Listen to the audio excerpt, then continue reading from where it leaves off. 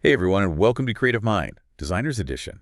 It's a brand new show right here on the Mind Upgrade channel. This episode is all about design thinking, so how to train your brain for those aha moments. You know Yeah. the ones that lead to those really creative solutions. And we're really thrilled to be producing this episode in collaboration with Swido Production. You know them. As you know, they're masters of audio and visual experiences themselves. And in a world that's Yeah. just overflowing with new products and services every single day, it's not enough to just make something that works, right? Yep. It has to stand out. It has to really grab people's attention. And most importantly, it has to solve a problem in a way that really resonates with users.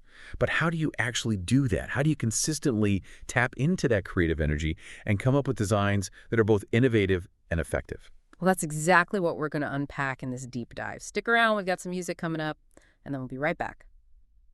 Okay, so we're back. I was just thinking about the sheer variety of designers out there. You've got multimedia designers creating these mind-blowing animations, web designers, they're shaping our online experiences, graphic designers making things visually pop. The list just goes on and on. Yeah, it really is a diverse field, isn't it? And you're absolutely right. They all bring these different skills to the table. But whether you're designing a website, a product, or even a service, there's this one fundamental skill that unites all these creative roles: the ability to think creatively and solve problems in a way that puts the user first. Yeah, and that's where design thinking comes in, right? I mean, it's more than just a buzzword. It's like a structured approach to problem solving that's been honed over decades. And it's used by everyone from, these big tech giants to brand new startups. I remember reading about how Airbnb used design thinking to completely revamp their platform, and they went from almost going bankrupt to becoming a global hospitality leader. Yeah. What's so fascinating about design thinking is that it's not just a set of steps, it's a mindset. Hmm. It's about cultivating certain traits and approaching problems with empathy, curiosity, Yeah. and a willingness to experiment. Like, take the double diamond model, for instance. It's a visual representation of the design process, divided into 4 key phases. Okay, so I'm picturing a diamond in my head right now. Walk me through it. Okay, sure. So the first diamond is all about understanding the problem, and it starts with discover, which is where you're gathering as much information as possible, talking to users, really immersing yourself in their world. And then it's define, where you take all that information and you narrow it down to the core problem that you're trying to solve. Gotcha. So it's really about going deep into that problem space before you even start thinking about solutions. Exactly. That makes a lot of sense. It reminds me of how I used to just jump right into designing a website without really thinking about the user's journey or, what they were trying to achieve. No wonder I hit so many roadblocks. I think we've all been there. And that's exactly what the double diamond helps you avoid. So then the second diamond is where you start generating solutions. It begins with develop, where you brainstorm ideas, you prototype solutions, and you really get creative. And then crucially, you move into deliver, where you're testing your prototypes with real users, getting that feedback, and refining your ideas based on real-world input. Oh, so it's all about iteration, constantly testing, learning, Yeah. and improving. It's not about getting it perfect the first time. It's about getting it right through this continuous process of, feedback and refinement. Exactly. And one of the most interesting aspects of this develop phase is the emphasis on considering what we call extreme users. So these are the individuals who really push the boundaries of how a product or service is typically used. They might have very unique needs, strong opinions, or unusual ways of interacting with your design. And by focusing on these outliers, you can often uncover insights that you would completely miss if you only considered the average user. That's a really smart approach. It's like if you can design something that works for even the most demanding or unconventional user, chances are it's going to work brilliantly for everyone else too. You got it. It's about challenging your assumptions and pushing yourself to think outside the box. And speaking of thinking differently, design thinking also emphasizes the importance of psychological principles, like Hicks' law. Ah, Hicks' law. I remember reading about that. It basically says that the more choices a user has, the longer it takes them to make a decision, right? Precisely. That's why those TV remotes with 100 buttons can be so overwhelming. They violate Hicks' law by bombarding users with too much information and way too many options. And in the context of design thinking, this means being really mindful of cognitive overload. It's about simplifying choices, streamlining interfaces, and designing experiences that are intuitive and easy to navigate. So it's not just about cramming in as many features as possible. It's about understanding how the human brain processes information and then making those design choices that facilitate clarity and ease of use. That's really interesting. Absolutely. And it highlights how design thinking is all about understanding and responding to human needs and behaviors. It's not just about aesthetics, it's about creating experiences that are genuinely user-centered. Right. I'm starting to see how all of this connects back to that idea of successful intelligence, which is something you mentioned earlier. It's like design thinking is a framework for cultivating that balance of creative, analytical, and practical skills that are so crucial for success in any field, especially design. But let's dig into that a bit more after a quick break for some music. Welcome back to Creative Mind, Designer's Edition. So we're deep in the heart of design thinking, exploring how it can really spark your creativity and lead to those game-changing design solutions. I'm so glad to be back. This conversation is already making me rethink my entire approach to design. Before the break, we were talking about successful intelligence and how design thinking really helps nurture it.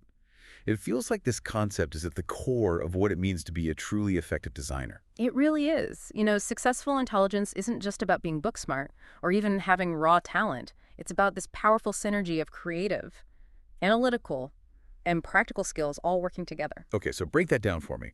What does that actually look like in the real world of design? Okay, sure. So let's say you're a web designer and you're tasked with creating a website for a new e-commerce startup.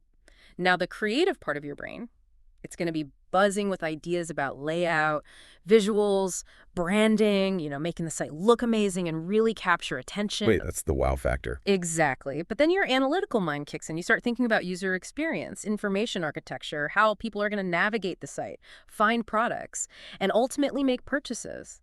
You might conduct user research, analyze data, and test different layouts to see what really resonates and what works best. Oh, so it's about marrying those artistic instincts with a really data-driven approach, understanding how people actually interact with your design. You nailed it. But it doesn't just stop there. You also need those practical skills to bring it all to life. This could be coding the website, working with developers, collaborating with content creators, making sure the site is optimized for search engines, all the nitty-gritty details that turn a concept into reality. So it's like a three-legged stool. You got creativity, analysis, and practicality. And if one leg is weak, the whole thing topples over. Precisely. And that's why design thinking is such a valuable framework. It naturally encourages designers to develop and really hone all three of these skill sets. Can you give me an example of how that actually plays out in a specific design project? Sure. Let's take the example of designing a mobile app. During the discover phase of the double diamond, you're not just thinking about, features and functionality. You're empathizing with the user, trying to understand their needs and motivations. You might interview potential users, observe how they interact with similar apps, and really delve into their pain points and aspirations. Right, that's where the empathy comes in, putting yourself in the user's shoes and truly understanding their perspective. Exactly. Then, as you move into defining, you're analyzing all that information, identifying patterns, and formulating a clear problem statement that's going to guide your design decisions. This involves analytical thinking, critical reasoning, and the ability to synthesize really complex information. So you're flexing those analytical muscles, making sense of the data, and refining your focus. Right. And then during the develop phase, you're brainstorming solutions. You're prototyping ideas, experimenting with different approaches. This is where your creative juices really start flowing. And you're encouraged to think outside the box and explore those unconventional possibilities. That's where the magic happens, the aha moments, the breakthroughs. Exactly. And as you move into deliver, you're testing those prototypes with real users, gathering feedback, iterating on your designs, and really ensuring that your solution is both effective and user-friendly. This requires practical skills like communication, collaboration, and the ability to translate feedback into tangible improvement. So this continuous loop, constantly refining and improving based on real-world input. You got it. And throughout this entire process, design thinking encourages the development of key traits that are absolutely essential for successful intelligence. Well, we've already talked about empathy and curiosity, but it also fosters resilience. The ability to bounce back from setbacks and actually view failures as learning opportunities. It cultivates a growth mindset, the belief that your abilities can be developed through dedication and hard work. And it encourages collaboration, recognizing that the best solutions often come from working together and leveraging those diverse perspectives. Wow. It's like design thinking is a blueprint for not just better design, but for a more effective and fulfilling approach to any creative endeavor. But before we get too carried away, let's pause for a moment and consider how these principles apply to different types of designers. from graphic designers to those shaping virtual reality experiences. I'm especially curious about how multimedia designers, those masters of visual storytelling, leverage these principles to create their captivating work. We'll dive into that right after a quick musical interlude. Welcome back to Creative Mind. Designers Edition, we're wrapping up our deep dive into design thinking, exploring how it can transform the way you approach creative challenges and unlock those aha moments that lead to truly innovative solutions. Yeah, it's been a fascinating conversation, hasn't it? We've talked about the principles of design thinking, the double diamond model, Yeah. importance of successful intelligence. It's all interconnected. Before the break, we were talking about how these principles apply to different types of designers, and I'm especially curious about multimedia designers. Hmm. They're the wizards behind those captivating animations, films, and interactive experiences that just transport us to other worlds. Mhm. So how does design thinking play a role in their creative process? That's a great question, and the answer might surprise you. While multimedia design might seem purely artistic at first glance, design thinking is just as crucial in this field as it is in web design or product design. Think about it. Even the most visually stunning animation falls flat if it doesn't engage the viewer or effectively communicate its message. That's so true. I've definitely seen some beautiful animations that left me feeling completely lost or emotionally detached. Exactly. And that's where design thinking comes in. Just like any other design discipline, multimedia designers start by understanding their audience and their needs. They ask questions like, who are we trying to reach with this animation? What emotions do we want to evoke? What message do we want to convey? So they're not just thinking about aesthetics, they're thinking about the user experience, even in something like a visual medium. Absolutely. And they use the principles of design thinking to guide their decisions throughout that creative process. For example, they might use the double diamond model to explore different narrative approaches, brainstorm visual styles, and experiment with different animation techniques. And of course, they'll test their ideas with target audiences, gather feedback, and iterate on their designs to make sure they're hitting those right emotional notes and effectively conveying their message. It's amazing to think that a framework designed for problem solving can also be applied to something as seemingly subjective as storytelling. And that's the beauty of design thinking. It's adaptable and it's versatile. You can apply it to any field where creativity and innovation are really paramount. So whether you're designing a website, a product, a service, or even an animation, design thinking provides you with a roadmap for success. Exactly. It's not a guarantee of success, of course, but it's a powerful tool for increasing your chances of hitting that sweet spot of innovation and user satisfaction. So as we wrap up this deep dive into design thinking, what's the one key takeaway you'd like to leave our listeners with? Oh, that's a tough one. But if I had to distill it down to one sentence, it would be this. Design thinking is about shifting your mindset from, I think I know what the user wants, to, I need to understand what the user needs. That's such a powerful insight. It's about moving from assumptions to empathy, from guesswork to a data-driven, user-centered approach. Precisely. And remember, design thinking is a journey, not a destination. It's about continuous learning, experimentation, and iteration.